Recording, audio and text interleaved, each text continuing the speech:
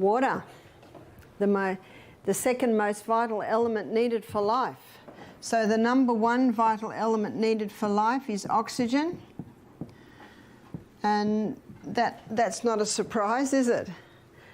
The second most vital element needed for life is water.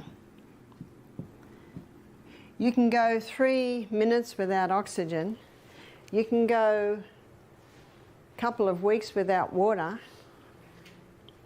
I always thought it was 3 days without water until I read a book called The Long Walk about some people who were escaping the Siberian work camp, and they were in the desert and they went nearly 2 weeks without water. Water is the second most vital element needed for life. In fact, where there's no water, you don't usually get people living, do you?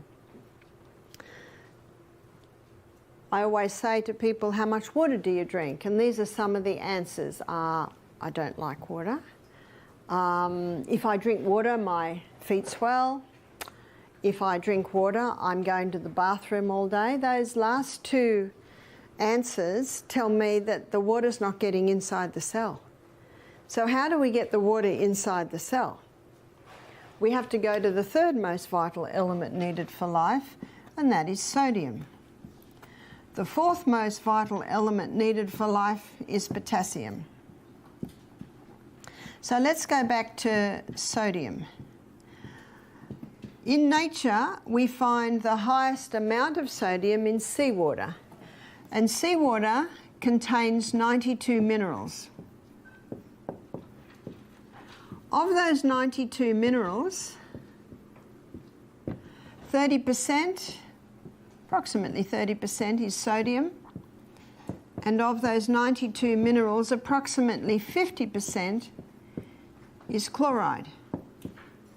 Now, because sodium chloride take up the most amount, they're the first crystals formed when the water is evaporated. So what man does is he scoops up the first crystals formed, he bleaches them white, puts aluminium with it so that it runs freely, and there's your table salt. Table salt is a dangerous salt because we now have two very harsh minerals that if you were to inject both of those into the blood, you would die. There's two harsh minerals and they need all the other 90 to soften them and balance them. The highest concentration of mineral inside the cell is potassium. The highest concentration outside the cell is sodium. And in this bilayered membrane that is around every cell, there are sodium-potassium pumps. And these sodium-potassium pumps are ever going like this, maintaining the balance between potassium and sodium.